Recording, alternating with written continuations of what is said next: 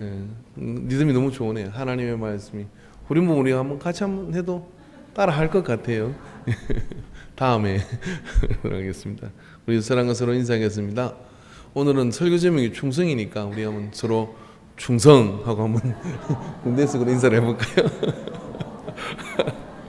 예, 우리 서건사님이 제일 절도 있게, 예, 우리 서건사님이 여자로 태어나서 그러셨지 아마 남자로 태어나셨으면 6.25 전쟁은 없었어요. 예, 있을 수가 없죠. 할렐루야. 우리 옆 사람과 서로 인사합시다. 은혜 받읍시다. 예. 우리는 지금 성령의 9가지 열매 가운데 이제 충성의 열매를 오늘 다루려고 하는데요. 이 성령의 9가지 열매는 우리가 이 땅을 예수 믿는 사람으로 살아갈 때 우리의 외부적인 영혼을 구원해야 되고 또 교회를 세워야 되고 이 땅에 하나님의 뜻이 하늘에 이룬 것처럼 이 땅에 이루어지기를 위해서 우리가 헌신하고 가는 거죠. 그런데요, 우리 속 사람 한 사람이 주님 나라 가기 전에 내가 성령을 받았으면 그 성령 받은 열매들이 나타나야 되는데 그 중에 이 9가지 과목이 있는 겁니다. 그 9가지 과목 건데 우리는 오늘 충성이라는 주제를 이렇게 배우려고 하는 겁니다. 충성이라는 단어를 모르는 사람이 어디 있겠습니까? 그러나 이 충성이란 단어가 성경에서 주님께서 그리고 또 성경의 진리 가운데 우리에게 전가할 때는 훨씬 더 강력한 의미를 가집니다. 오늘 본문의 말씀을 우리가 자세히 살펴보면 또 내가 많은 정인 앞에서 내게 들은 바를 충성된 사람들에게 부탁하라 라고 얘기해요. 복음을 부탁을 하고 전해달라고 이야기를 하는데 충성되지 않은 사람한테는 전해봐야 전달되지 않을 수 있다 이런 이야기입니다. 그러니까 충성된 사람한테 부탁하면 그것이 전해져서 잘 가르치게 될 것이다 이런 이야기죠. 그래서 이 충성이라는 단어는 피스토스라고는 헬라어인데 내용은 이런 뜻입니다. 믿을 만한 그리고 신실한 이런 뜻이라 그래요. 그러니까 우리가 뭔가를 전달하고 맡기려고 그러면 믿을 만하고 신실한 사람한테 이렇게 맡기는 거죠. 그러나 이 충성이란 주제가 오늘날에는 젊은 사람들에게는 그렇게 재밌는 그리고 또 매력이 있는 그런 주제가 되질 않습니다. 저희 아버지 때만 해도 6.25 전쟁이 나고 또 이제 6월달이 지났습니다만은 그럴 때 이 나라와 국가와 민족을 위해서 요즘 민족이라는 단어도 애매해지고 있습니다만은 국가를 위해서 이 충성을 한다고 하는 것은 어느 정도의 수준에 있느냐면 달려오는 탱크 앞에 대전차 지뢰를 이렇게 안고 그 탱크 바퀴 밑으로 들어가서 내 몸 터지더라도 이 탱크를 멈출 수만 있다면 더 많은 사람들을 살릴 것이고 이것이 우리 국가를 지키는 것이다 라고 생각하는 그런 마음을 가지고 학도병으로서 나가서 총 한번 싸워보지 못했던 사람들이 그렇게 이 산천에 피를 뿌리고 나라와 국가를 위해서 그렇게 충성을 바쳤던 그것이 오늘 이 대한민국의 기초가 되고 또 그런 바탕이 된 그런 것들이죠. 그래서 정말 우리는 바보처럼 그렇게 충성을 했던 것이죠. 월남전에 가서 죽습니다. 파병에 가서 죽고 그럼 그 월남전에서 우리가 받았던 월급은 예를 들어 100만 원이라면 받아온 것은 10만 원을 받아온 거예요. 나머지 90만 원은 우리 허락도 없이 국가에 이렇게 충성을 한 겁니다. 그것이 오늘 이 경제를 일으키는 어떤 그런 자금으로서 사용되어지고 그렇게 쓰여졌던 것을 이제와 다 알고 있고 그때도 사실은 몰랐던 것은 아니에요. 핏값으로 사실은 이 나라가 이렇게 세워진 게 우리의 역사를 이렇게 말해주잖아요. 근데 그런 것들이 다 뭐냐면 다 나라가 잘 되기 위해서 그렇게 충성을 했던 거죠. IMF가 터지니까 여러분 그때 여러분 근무 오셨는지 모르겠습니다만 저도 그때 근무 왔거든요. 그리고 달러 이렇게 막 오를 때 달러 꺼내가지고 또 팔기도 하고 그런 나라가 그런 민족성이 전 세계 어디에도 없습니다. 근데 그게 뭐냐면 충성이라는 것이 가치 있는 것이라고 생각했기 때문에 그런 거예요. 우리 아들하고 이야기하다 보니까 제가 아들한테 이랬어요. 너 직장이고 평생 직장이라고 생각하냐? 헐, 그렇게 생각하는 젊은이가 어디 있어요? 뭐 그런 걸 평생 직장이라고 어떻게 생각하느냐? 그러면서 말입니다. 때가 되면 옮겨야지 그러는 거예요. 그리고 옮기다가 계속 일자리 없으면 어떡할 거냐? 계속 옮길 자리는 있어요. 충성이라는 게 내가 이 회사에 왔으면 이 회사에 내가 충성을 다하고, 그러니까 내가 헌신하면 이 회사가 잘 되고, 그러면 또 우리가 잘 살고, 또 그래서 수출도 많이 하고, 그래가지고 이 나라가 한번 잘 살아보세요. 이런 어떤 충성의 덕목들이 이 젊은 세대한테는 별로 매력이 없어요. 왜? 그렇게 충성하면 바보가 되는 거고, 그렇게 충성하면 자기가 손해를 본다는 생각이 훨씬 더 큰 겁니다. 희생과 충성이라는 게 이제는 더 이상 아름다운 덕목이 아닌 때를 우리가 만난 거예요.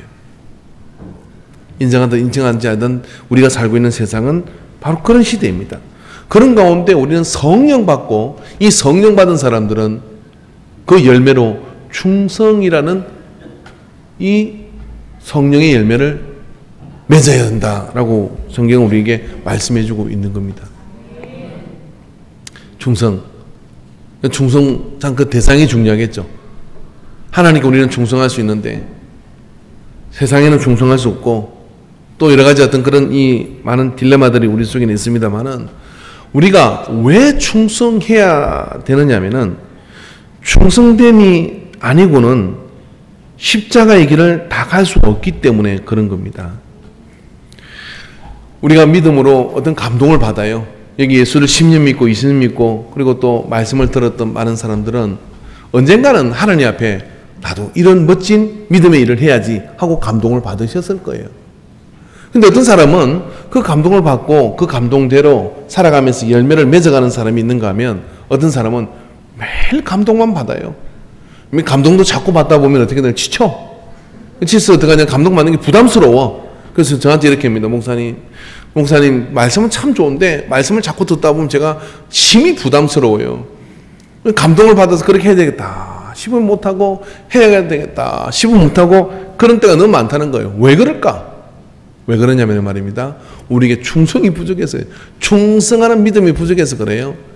왜 그러냐면은 감동은 받을 수 있지만 그 감동을 가지고 막상 우리의 믿음을 행하고 살아가려 그러면 이 세상은 말입니다, 마귀가 가만 내버려 두지 않을 뿐만 아니라 우리에게는 많은 사건과 사고와 그런 어떤 상황들이 발생하게 되는 거예요.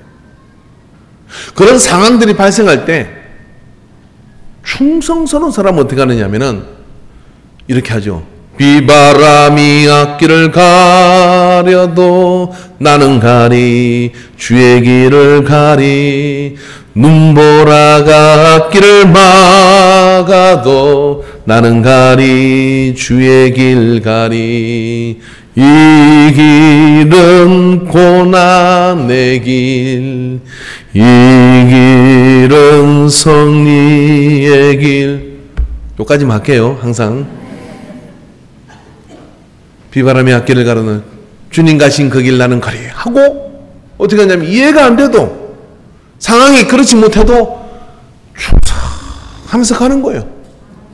그러면 가다 보면 모래기를 돌아서서 거기에 주님이 계셔서, 내가 왜 거기서 너에게 수렁을 만들었고 내가 왜 거기서 너에게 그런 비바람을 주었는지를 설명해 주시면 기다리면서 여기까지 자랐구나.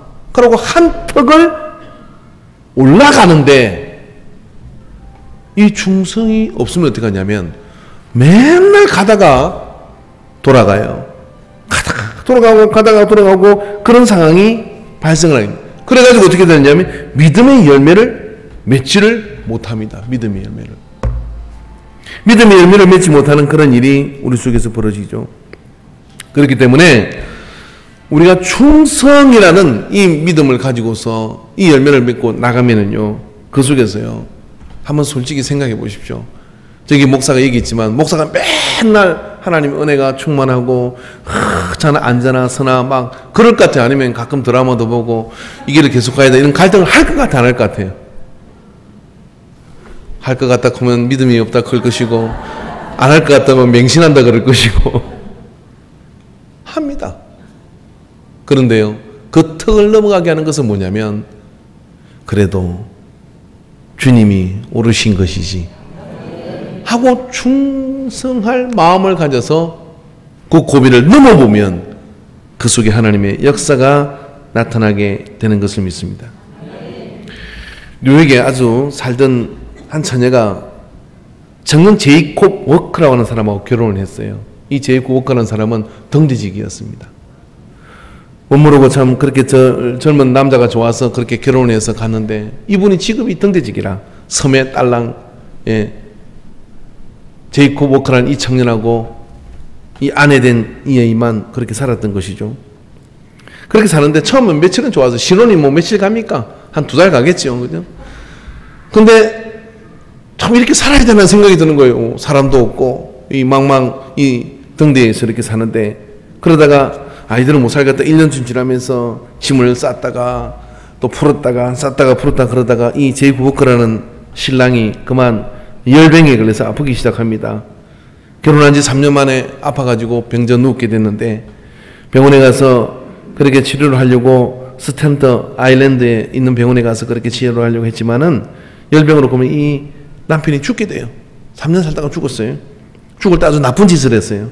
어떤 나쁜 짓을 했냐면 이 아내의 손을 붙잡고 이 제이콥 워크라는 사람이 이런 얘기를 했습니다.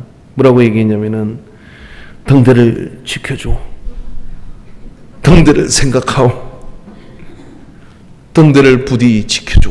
하고 죽은 거예요. 그냥 죽었으면 그냥 육지 나가서 그냥 세상을 차리면 되는데 그렇게 말을 한 겁니다. 남편이 애절하게 죽어가면서 그렇게 말하는 그 말이 이 여인의 가슴에 꽂혔어요. 그래서 남편을 그 섬에다가 언덕 위에다 묻어놓고 이제 등대를 혼자 지키는 거예요. 혼자. 실제로 역사에 있었던 일이에요. 혼자 지키는데 바람이 불고 폭풍가 몰아칠 때 여러분 그 당시 이 고전에는 전기로 등대를 켜는 게 아니라 기름을 가지고 이 등대를 켜가지고 거기서 돌려줘야 돼요. 배들이 그게 암초에 부딪히지 않게 해서 이렇게 돌려줘야 되는데 그 등대에 올라가서 이 여인이 지키는 거예요. 근데 이게 할 짓이 아니야. 그래서 난 더 이상 못하겠다. 배가 부딪혀 파산되든 어쩌든 나는 이 자리에 못 되겠다 하고 가고 싶은데 그때마다 그 남편의 시선을 묻은 그 언덕에서 남편이 마지막 한 말이 들려오는 거예요. 등대를 지켜줘. 등대를 생각하오. 등대를 지켜줘. 그래갖고 41년을 등대를 지켰어요. 바보죠. 42년을 등대를 지켰어요. 사명감 가지고 지켰겠습니까? 남편이 마지막 유언을 남긴 그 유언을 붙들고 이게 가치 있는 일이라고 생각하고 그래서 1923년 이 41년 동안 그때까지 등대를 지키다가 이 여인이 이제 한많은 인생을 마치게 되는데 많은 사람들이 물었습니다. 마음이 흔들 때가 많았어요. 폭풍우도 치던 밤의 기억은 아직도 생생합니다. 하지만 두려움이 엄습할 때마다 언덕에 남편의 소리가 들렸어요. 등대를 지켜줘. 등대를 생각하고 등대를 부디 생각하고 그 음성이 내 발을 붙잡았어요. 등대지기에 남편의 유언을 말을 평생 기억하면서 그걸 붙들고 지켰다 그래요. 여러분 이게 충성이에요. 우리가 언젠가 은혜를 많이 받고 그리고 저도 이제 목사로서 헌신을 하고 그렇게 자원을 하고 신학대학을 가고 그랬잖아요. 그래서 이제 와서 이렇게 생각해 보니까 신학대학 같이 공부했던 많은 친구들이 있습니다. 근데 많은 친구 중에 목회에 남은 친구가 있고 사업하러 세상으로 간 친구가 있어요. 그러니까 사업하러 세상으로 가가지고 잘 되면 너무 좋아요. 왜냐하면 내가 못하는 일 걔가 해가지고 그렇게 부자가 되면 얼마나 좋겠습니까? 그 어떤 안중에 있는 어떤 목사님은 동기가 같이 신앙을 공부했는데 사업을 하라고 해서 정말 사업을 잘한 거예요. 잘하니까 너희들은 정말 그렇게 목회하려고 얼마나 고생이 많으냐. 그래 1년에 한 번씩 이분이 말입니다. 가족 전체를 동반해가지고 해외여행을 시켜준대. 아멘도 안 하시죠? 그래가지고 그 동기들이 너는 배신자라는 말을 한마디 안 해도 잘했다. 잘했다. 너무 잘했다. 예? 그랬다는 거죠. 예. 근데 이렇게 남은 친구들 이렇게 보면은 누구냐면 신학교 때 너는 소명을 받았냐? 나는 소명을 받았다. 그렇게 말할 때 하나님 부르신 소명을 가지고 있는 친구들은 다 남아있어요. 왜 그럴까? 뭐 때문에 그렇게 오랜 세월을 목회하면 견딜 수 있게 만들까? 하는 그런 생각이 들지 않습니까? 그 소명을 받았을 때 뭘 받았냐면은 등대를 지켜다오. 주님이 불러놓고 말도 대단한 얘기래. 등대를 지켜다오. 부탁한 그 주님의 부탁에 충성이란 마음이 이 속에 있었어. 내가 주님의 음성을 어떻게 배신하리요? 하고 가는 것이죠. 참 전도하다가 제가 별일을 다 당합니다만은 아직도 교회 오지 않은 내가 전도 대상자 하나가 있어요.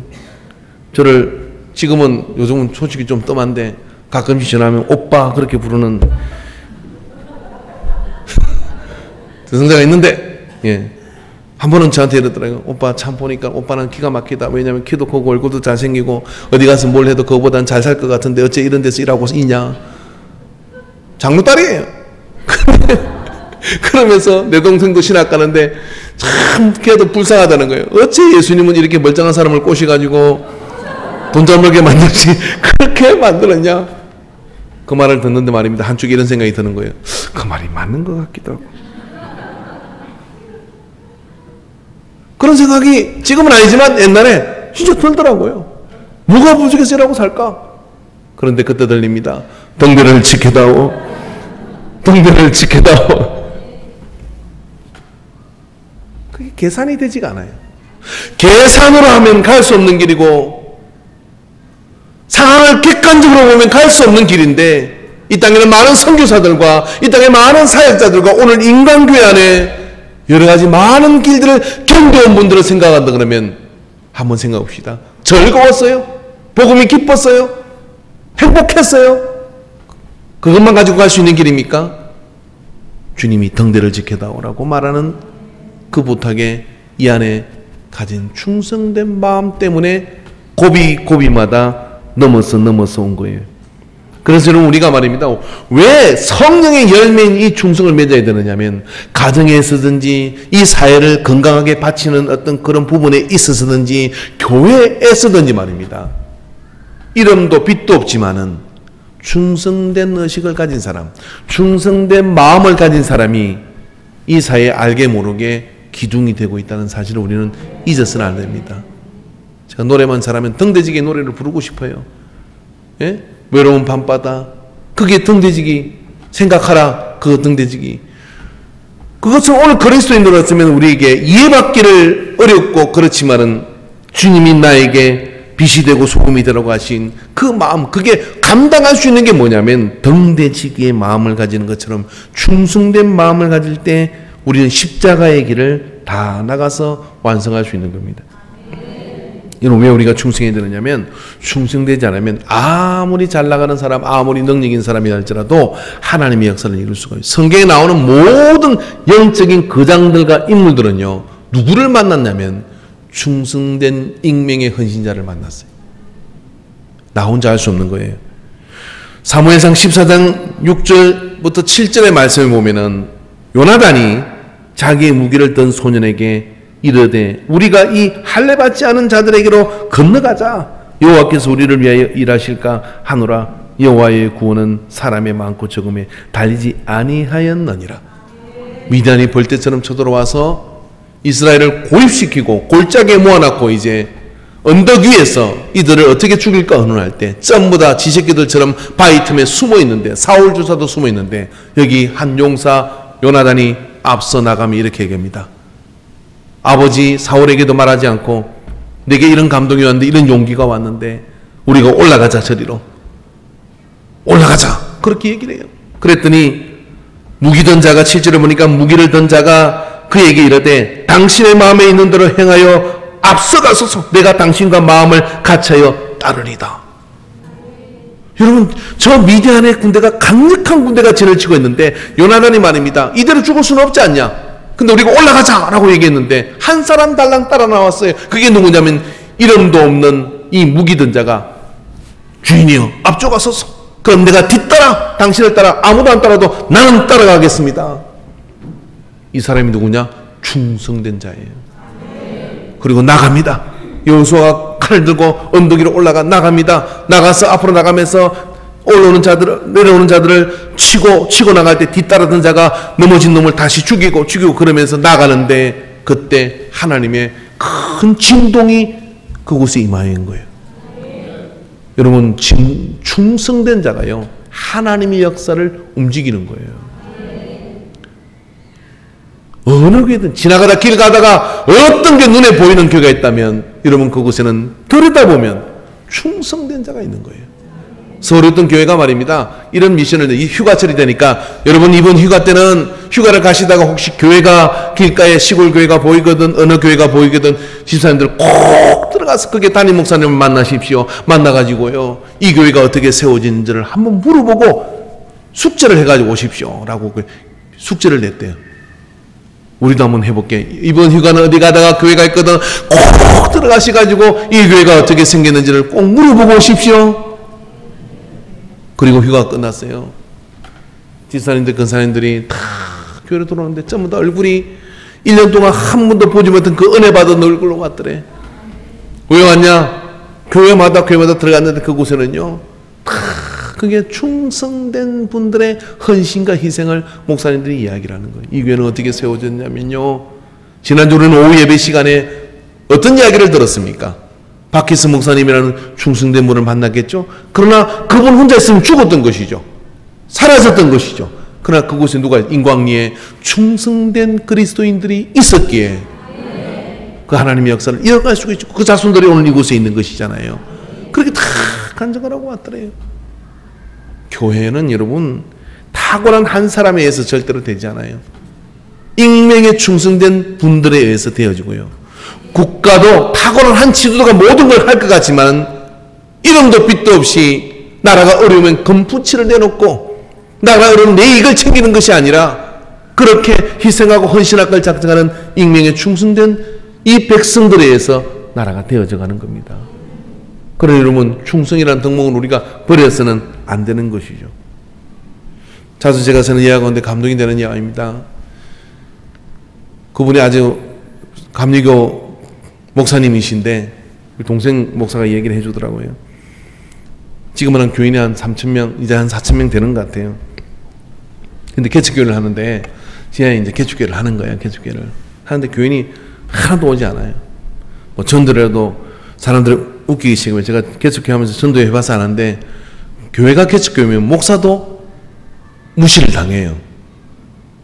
그래서 참 그렇게 무시를 하고 그러니까 되게 목회하기 너무 힘든 거야.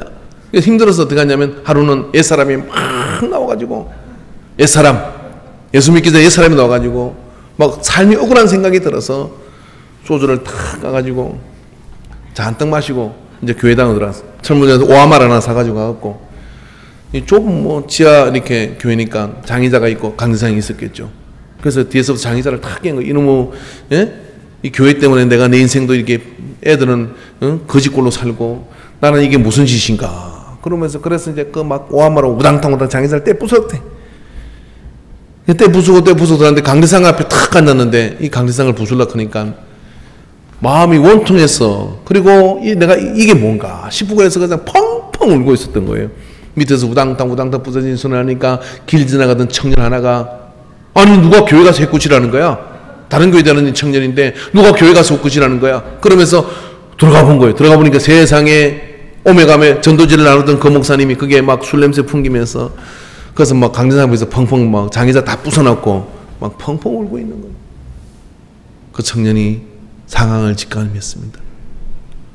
어떻게 목사가 저지랄이냐, 적과라지냐, 이런 게 아니라 얼마나 낙심스러울까. 그래서 이 청년이 뒤에 가서 목사님을 붙들고, 목사님 울지 마세요. 제가 전도할게요. 하나님이 찾아온 게 아니라 누가 왔냐면 충성된 청년 하나가 온 거예요. 그렇게 돌아보니까 이 목사 참 꼴도 말이 아니잖아. 그런 상황인데 정말 옛사람 그 가운데 무슨 은혜롭게 할렐루야 이럴 때는 오지 않더니 그렇게 만난 거예요. 만나니까 이게 어떻게 둘이서 부둥켜 울었지 뭐. 펑펑 청년도 울고 목사도 울고. 아, 그러다가 두 분이 그렇게 울고 이 청년이 가서 참 전도하기 시작하고, 우리 목사님은 술 마셨다가 아니라 자꾸 전도하고 때려오고 전다 그래가지고 교회 3,000명 부흥한 거예요. 아멘은 그렇게가 되겠어요. 그 뒤부터는 이 감리교는 전설이 있었는데 지방에는 모이면 후배 목사들에게, 목사님 우리도 한번 이렇게 할까요? 아무나 하는 거 아니다. 아무나 하는 거 아니다. 여러분, 목사도 낙심해요. 목사도 절망할 수 있어요. 근데 가게 하는 게 뭔지 아십니까? 하나님이 나를 부르셨다는 충성된 마음이. 나는 100% 그 마음을 공감합니다. 충성된 그 마음이 우리를 군사되게 하는 것을 믿으시기를 바랍니다. 할렐루야. 주님도 여러분 충성된 마음을 가지고 가는 것 아닙니까? 겟세마네에서 기도하시는데 이 잔을 내게 옮겨주십시오. 그러나 아버지의 뜻대로 내 뜻대로 마시고 아버지의 뜻대로 하옵소서. 내 마음과 내 판단과 내 생각에는 이 잔을 마실 수 없습니다. 십자가에 나갈 수 없습니다. 그렇게 말하지만 뭐예요? 충성해야지 하는 이 마음이 뭐냐면 내 뜻대로 마시고 아버지의 뜻대로 하옵소서. 히브리서 2장 17절에 그러므로 저가 범사의 행자들과 같이 되심이 마땅하도다. 이는 하나님의 일에 자비하고 충성된 제사장이 되어 백성의 죄를 구속하려 하심이라. 충성된 제사장이 되어 백성의 죄를 구속하려고 한다. 그래서 십자가에 나가신 겁니다. 여러분, 주님께서 이렇게 말씀하십니다. 지극히 작은 것에 충성된 자는 큰 것에도 충성되고 지극히 적은 것에 불의한 자는 큰 것에도 불의하니라. 누가복음 16장 10절부터 그리고 누가복음 11절, 16장 12절, 17절에게까지 충성된 자라고 이야기하는데 거기에 충성된 지극히 적은 것이라는 게 뭐냐면 우리의 생각으로는 결코 적지 않은 이 세상의 전부를 얘기하는 거예요. 그리고 말씀하시는데 큰 것을 맡기신다라고 말씀해 주셔요. 다가 좀 영적으로 좀 신령해 봅시다. 이게 어떤 이야기냐면 이런 이야기입니다. 하나님께서는 이 세상에 우리를 믿음을 주고 내려놓습니다. 예수를 믿게 합니다. 그리고 성령을 받게 합니다. 그리고 이 세상에 그 모든 것들이 다 평탄하고 그리고 모든 것들이 순리대로 다 되어져 가는 그런 삶을 어디에 있겠습니까? 믿음을 가지면 고난이 오고 시련이 오고 역경이 옵니다. 그런데 말입니다. 그런 가운데 하나님이 보시는 건 뭐냐면 그런 많은 역경과 어려움과 유혹과 그런 가운데 네가 충성할 수 있느냐를 보는 거예요. 근데 그것을 말입니다. 희생하고 헌신하고 그러면서 충성하고 가면 그때 하나님께서 어떻게 하시냐면 이 세상은 잠깐이란다. 그런데 저 영원한 나라에 우리가 영원히 살게 되는데 그곳에서 내가 너한테 큰 것을 맡기겠다라고 말씀해 주시는 거예요. 그러니까 하늘의 상급은 충성된 자가 받는 겁니다. 하늘의 상급은 충성된 자가 얻게 되는 것이에요. 우리는 믿음으로 구원을 받아요. 그러나 명백하게 주님께서 이렇게 말씀하십니다. 내가 적은 것에 충성했으니 큰 것을 너에게 맡기겠다고 말씀에 기록해 주신 거예요. 그러므로 여러분 우리가 이 땅을 살아가는 동안에 여러분 충성된 마음을 가지고 우리가 믿음 생활을 해야 될 줄로 믿습니다. 할렐루야. 충성된 마음을 가지고 믿음 생활을 하면 이 세상에서 바보 같지만은 충성된 마음을 가지고 나아가는 자에게는 세상에서도요 시간이 걸릴 뿐이지 그런 사람을 믿을 만한 사람, 인정할 만한 사람이라고 그래요. 자, 우리 아들에게 또 한번 내가 허락을 맡았어요. 좀 써먹으라고. 내가 이게 뱅성지장 아니잖아요. 좀 상황이 맞으면 더 좋은 데서 가고 그런 마음을 가진 게 요즘 젊은이들아 그래요. 그런데 아버지한테 이런 교육을 받았어요. 너는 어느 직장에 가든지 간에 충성된 마음을 가져야 된다. 그런 마음을 가지고 열심히 직장생활 해야 된다. 그랬단 말이에요. 근데 말이에요. 이제 이 청년이 취업을 해가지고 공장에 탁 갔는데 취업한 지 한 3개월도 되지 않아가지고 갑자기 말입니다. 휴일날 비가 장대처럼 와가지고 난리가 난 거예요. 근데 아버지가 너는 그 직장이 평생 직장에서 충성된 마음을 가지고 그 직장이 무너지고 그러면 어떻게 돼요? 직장 없어지는 거잖아요. 그래서 이 청년이 어떻게 했냐면은 막 회사로 달려갔어요. 막 홍수가 나고 비가 엉망이 돼가지고 그랬는데 회사 달려갔는데 거기서 누구를 만났을까? 그런 난리가 났을 때 오는 사람 딱 한 사람이 있어요. 주인. 사장이 거기 온 거예요. 사장이. 근데 입사한 지 3개월도 안 된 이 청년이 확 오는 거예요. 너 여기 왜 왔냐? 그러니까 공장에 빈정대 돌아와 왔습니다. 그러니까 이 사장이 그렇게 기특한 마음을 가지다니 그날 이후로 이 청년의 삶은 완전히 달라집니다. 왜요? 내가 어디서 이와 같은 충성된 사람을 얻겠느냐? 사장의 마음에 쏙 드는 거지. 들고 어떻게 하겠습니까? 기회 있는 대로 때 있는 대로 진급을 시켜서 나중에 공장장이 되었다는 것입니다. 감동이 없는 것 같은데 옛날 이야기 하나 합시다. 옛날에 이 엽전으로 색경을 주던 시대래. 머슴에 그 1년 그 품삯을 주는 시대래. 아시죠? 무슨 이야기 하는지. 그래도 또 들어봐요. 주인이 이제 1년 품삯을 계산을 하는데 그랬대요. 근사님 아시죠? 가서 새끼를 꼬아라 그랬더니 A 머슴 갈 때까지 지독히도 부려먹는구나. 오늘 내가 일 제대로 하나 봐라 하고 막 있는 대로 새끼를 막 새끼 꼬아 보셨어요? 막 꼬으면 이게 대충 꼬으면요 울퉁불퉁 그래요. 1m를 꼬아라 해서 그렇게 꼬아가지고 탁 가든 주인은 여기 있습니다. 갈 때까지 그렇게 부려먹어요? B 막 유증의 미를 거둬야지. 마지막까지 잘해야지. 그래서 곱게 야물게 아주 단단하게 새끼를 아주 이렇게 꼬았어요. 예? 그래서 들고 왔어요. 그랬더니 말입니다. 돈깨짝을 탁 열어놓고 주인이 이랬다는 거 아니에요. 너희들이 껴온 그 새끼에다가 낄 수 있는 만큼 끼워가지고 가져가라. 다 아시는 이야기죠? 여러분 이게 하나님이에요.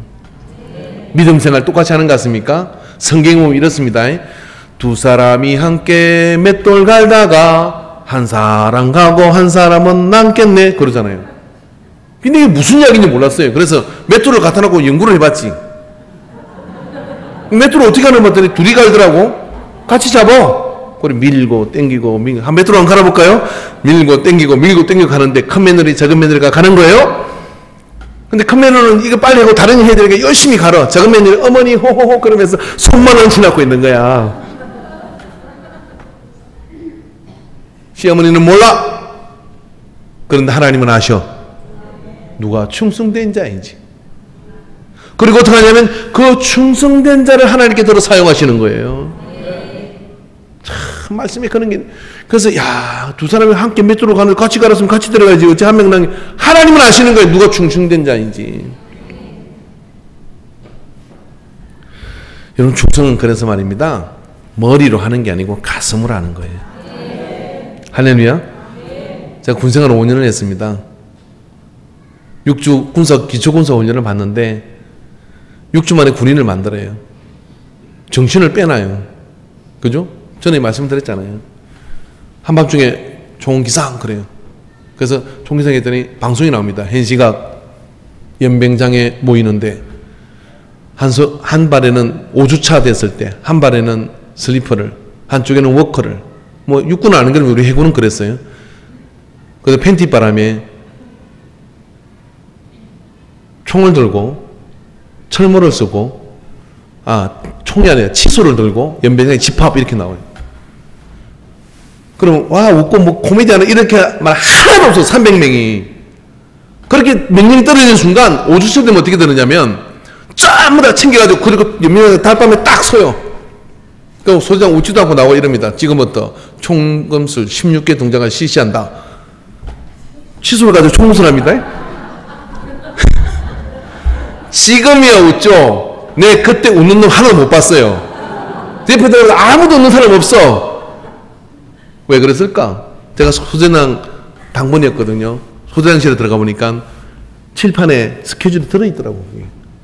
왜 그런가? 해군은 명령에 죽고 사는 해군이 되어야 된다는 거예요. 말도 되도 안 하는 명령이 떨어져도 그대로 웃지 않고 실행하는 것. 이게 군인이라는 거예요. 이게 충성이구나. 이게 충성이구나. 그런 생각이 들어요. 근데 말입니다. 성경에 이릅니다. 너희를 향한 나의 생각은 재앙이 아니라 평안이라고 말씀해 주셨고 우리가 예수님이 아니면 어차피 죽었던 인생인데 덤으로 사는 인생인데 주님은 선하시고 나는 길이요 진리요 생명이라고 말했다 그러면 100년도 채 다지지 못하는 살지 못하는 이 머리 가지고 하나님하고 여러분 100년 동안 실험을 해보세요. 그분이 틀림을 증명할 수 있는지. 그랬다면 이름이 하나님과 성경은 휘수조각이 되어야 되는 겁니다. 그렇게 만들었습니까? 머리가 좋은 사람이 그렇게 만들 수 있었나요? 하나님은 여전히 오르시고 여전히 선하시고 여전히 인도하십니다. 단지 내가 그 하나님의 인도하심을 너무나 크고 너무나 원대하기 때문에 이해 못하길 따름이죠. 우리에게 주어지는 건 뭘까요? 하나님이 말씀하실 때 내가 충성하고 나갈 때 하나님의 역사가 나타나게 되는 줄로 믿습니다. 그래서 충성은 가슴으로 하는 거예요. 머리로 하는 게 아니에요. 자, 우리 교회에 충성구역이 있습니다. 이름을 잘 지어야 돼요. 내년에는 모든 구역을 통평합해가지고 충성 1, 충성 2, 충성 3, 충성 4, 충성 5, 충성으로 다 하고 싶어. 왜 그러냐? 제일 고령화된 이 충성구역이요. 새벽 예배, 저녁 예배, 심야기도 모든 예배 가장 충성이 높아요. 왜 그런가 내가 연구를 해봤어요. 연구를 해보니까 이름이 충성이에요. 그냥 비가 오나 눈이 오나 바람이 오나 충성하고 나가는 거예요. 할렐루야. 근데 머리 좋은 사람, 잘난 사람, 똑똑한 사람 주일만 나와요. 바빴어. 할 일 많았어. 누가 교회를 지키는 건가요? 충성된 자가 지키는 겁니다. 옛 속담에 이런 말이 있더라고요. 못생긴 나무가 산을 지킨다고. 충성된 자가 하나님이 쓰시는 주인이라는 사실을 기억하시기 바랍니다. 할렐루야. 그래서 고린도서 4장 2절에 그리고 맡은 자들에게 구할 것은 충성이니라. 따라합시다. 그리고 맡은 자들에게 구할 것은 충성이니라. 충성은 뭘로 한다고요? 가슴으로 하는 거예요. 탁월한 영적 지도 혼자서 못 걸고 합니다. 요나단에게 뱅기던 자가 있었던 거죠. 가십시오. 내가 뒤따르겠습니다. 그렇게 개척교회를 하던 그 목사님에게는 청년이 있었어요. 한 사람! 충성된 한 사람이 한 교회를 그렇게 일으켜요. 모세에게는 여호수아라는 충성된 사람이 있었어요. 바울에게는 디모데라는 충성된 사람이 있었어요. 한번 성경을 보십시오. 충성된 사람이 항상 그곳에 있어요. 왜 그러냐면 하나님께 충성된 사람에게는요, 하나님이 충성된 사람을 붙여줘요. 여러분이 하나님을 충성스럽게 믿잖아요. 그러면 여러분이 사업을 하면 충성된 사람이 붙어요. 여러분, 우리가 뭘 하든지 간에 충성된 사람을 얻는 것은요, 많은 금전적인 이익을 얻는 것보다 더 큰 걸 얻는 거예요. 왜? 그걸 통해서 더 큰 놀라운 일들을 해나갈 수 있기 때문에 그런 겁니다. 제가 가끔 교회를 이렇게 하다가요, 이 불 좀 꺼주시고 이거 네가 좀 맡아서 해라고 얘기를 하고 부탁을 할 때가 있어요. 그래놓고 한 두세 번 지난 다음에 돌아보면 안 돼 있는 경우가 있어요. 그럼 결국은 뭐냐면 내 혼자 돌아다녀요. 저보고 왜 식당에 늦게 내려오냐고 물으시죠? 에어컨 끄고 불 끄고 올라가서 뭐 끄고 내려가느라고 늦어요. 근데 그 일을 맡길 사람이 없어요. 목사님 그거 제가 할게요 라고 얘기할 때 이례적이죠. 목사님 이거는 제가 도맡아 하겠습니다. 청성이 대단한 겁니까? 작은 부분에 있어서 내가 이 일은 내가 충성스럽게 하는데 얼마큼 하느냐? 주님 부르시는 그날까지 하겠습니다. 그런 마음을 가지고 온 사람이 교회를 일으키는 사람이죠. 국가와 민족도 그렇지 않습니까? 우리 지역도 그렇지 않습니까? 충성된 사람이 세상을 그래도 세상되게 이끌어가는 겁니다. 감동을 받고 어떤 그런 동기부여가 되고 그걸로 가지고는 멀리 가지를 못합니다. 그걸 지탱해내고 이겨내고 가져갈 수 있는 것은 뭐냐면 충성된 성품이, 충성된 성령의 열매가 우리 속에 있을 때 그 속에 하나님의 역사를 나타낼 수 있어요. 그래서 여러분, 우리가 이 충성된 마음을 가지고 가는데 오히려 또 그런 하나님에게 충성하지 못한 사람, 세상에게는 막 충성을 엄청 해요. 그죠? 마태복음 25장 1절에 보니까 그 주인이 이르되 잘하였도다 착하고 충성된 종아, 내가 작은 일에 충성하였으면 내가 많은 것으로 내게 맡기리니 내 주인의 즐거움에 참여할지다 하고 하나님께서 보상을 해주시는데, 다른 것에 어마어마한 충성을 드리죠. 그러나 아십니까? 계시록에 처음 하늘과 처음 땅은 다 없어진다는 거는요. 그리고 새 하늘과 새 땅이 우리에게 주어질 때 그 모든 것의 주인이신 하나님이 충성된 자로 기억되는 자가 될 때 그 속에 하나님께서 주시는 그 복을 누리게 될 줄로 믿습니다. 여러분, 충성된 마음을 가지면요, 어떤 마음이 들었냐면 잡념이 없어져요. 이렇게 해볼까 저렇게 해볼까 아니라 하나님의 뜻이 이것이다. 그리고 2000년 역사 동안에 많은 앞서간 믿음의 사람들이 이것을 증명했다 그러면 잘 이해되지 않지만 나는 우선 가서 예배는 드리고 보고 기도는 하고 보고 말씀은 읽고 보고 용서는 하고 보고 할렐루야. 그리고 그 믿음을 가지고 가보는 거예요. 이해는 안 돼. 100% 이해가 안 돼. 그렇지만 말씀에 그렇게 되어 있으니까 나는 용서합니다. 말씀에 그렇게 되어 나는 예배합니다. 말씀에 그렇게 되어 나는 기도합니다. 하고 그 자리로 나가는 거예요. 그곳에 뭐가 임하느냐면 온전한 순종이 임하는데 그곳에 하나님이 임하셔서 우리의 마음에 모든 갈등과 범민이 끝나요. 오늘 그 믿음을 가지고 우리 인간교회가 충성스러운 교회 되었는데 우리의 삶 속에서도 그런 충성스러운 역사들의 열매를 누리시기를 주 이름으로 축원합니다. 할렐루야. 우리가 그렇게 충성스러움을 가지고 나아가게 될 때 하나님의 성실하심을 만나게 돼요. 그런 충성스러움을 가지고 나아가는 그런 믿음들이 되기를 바랍니다. 어떤 분이 교회를 왔는데요, 참 때깔이 달라요. 집에서도 충성한 사람, 안에서 세는 바까지 밖에 나오고 세고, 집에서 충성하는 이 사람이 말입니다. 탁 교회를 놓으니까 어떻게 하냐, 이렇게 합니다. 목사님, 예수 잘 믿으면 어떻게 됩니까? 그러니까 모든 예배에 참여하세요. 아유, 나는 예수 못 믿긴다가 아니라 양 믿으려면 그렇게 믿어야죠. 그러고 새벽 예배 또 다니는 거예요.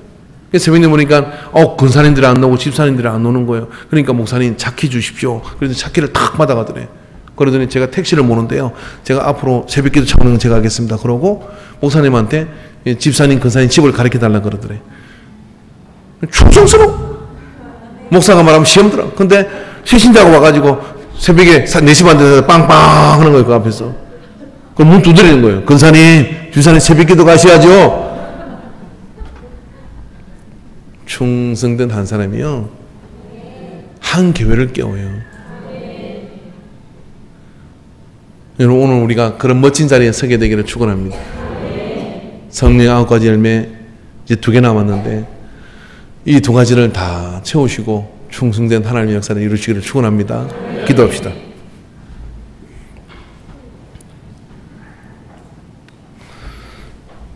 하나님 아버지, 많은 말씀이 있고 많은 은혜가 있고 많은 감동이 있지만 구슬이 서말이라도 끼어야 보배인 것처럼 이를 행하는 자, 끝까지 붙들고 나아가는 자, 일으키는 자, 바로 이 충성된 자들에게 하나님의 역사의 주역을 맡겨주신 것을 믿습니다.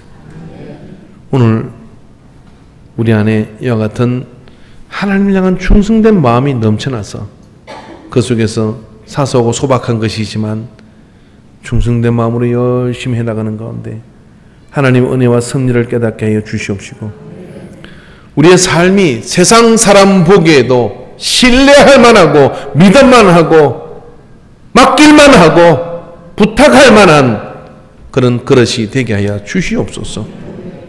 그래 이 땅이 좀 더 밝아지게 하여 주실 뿐만 아니라 뜻이 하늘에서 이룬 것 같이 땅에서도 이루어지는 일에 우리 충성된 자들을 사용하여 주옵소서. 예수님의 이름으로 기도하옵나이다. 아멘.